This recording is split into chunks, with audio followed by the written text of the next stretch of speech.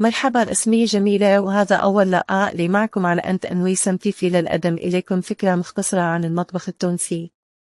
المطبخ التونسي هو تراث ثقافي غني يعكس تنوع الثقافات والتأثيرات التي تمر بها تونس عبر العصور، ويعتبر المطبخ التونسي مزيجا من المأكولات العربية والبربرية والمتوسطية والفرنسية والأندلسية وتركيا. ويعتمد المطبخ التونسي على العديد من المكونات الأساسية مثل الفلفل الأحمر الحار أو الهريسة المعلبة بالمصانع وهي المشهورة في كل دول العالم، كذلك الأسماك واللحوم بأنواعها كالبقر والخروف والماعز والدواجن والبيض وزيت الزيتون والخضروات بكل أنواعها.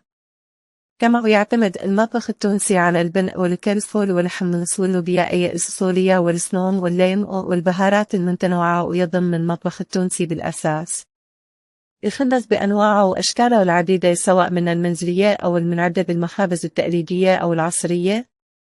ومن أشهر الأطباق التونسية الكسكسي، وهو أحد الأطباق الأساسية لدى جميع العائلات التونسية.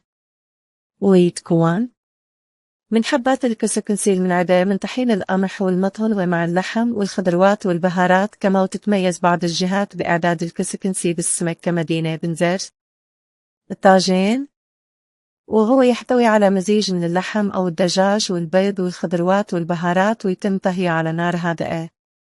وأطباق آخر من تنوعها كالنواصر والأرز والبرغل والمكرونة بالصلصة بأنواعها، سواء كانت باللحم أو بالدجاج أو بالسمك.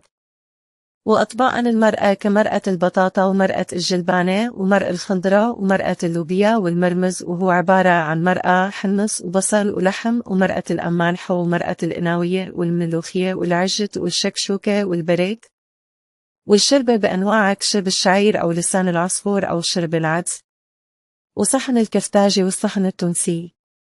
وطبق المقلي العادي أو المقلي بسمك، وأطباق المشوي والمصلي بالفرن بأنواعها الكثيرة.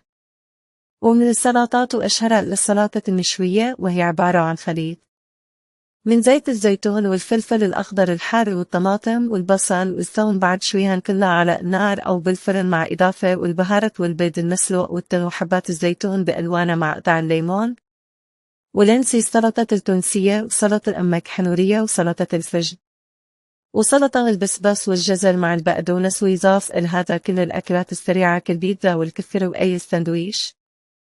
وأشهرها الكسكرة الكفتاجي والكسكرة التونسي، حيث تشتهر كل منطقة في تونس بمأكولاتها وأطباقها اللي تحرص على إعدادها خصوصا في الأفراح والأعياد، بالإضافة إلى اللبلبي وهي الأكلة الشعبية المحببة للتونسيين، وهو عبارة عن طبق أساسه قالة حمص بالمعد في الماء على النار لساعات، سمي خلط مع فتات الخبز القديم مع إضافة الهريسة وزيت الزيتون والبهارات خصوصا الكمون والفلفل الأسمر والتن والليمون والبيض المسلوق والكبار.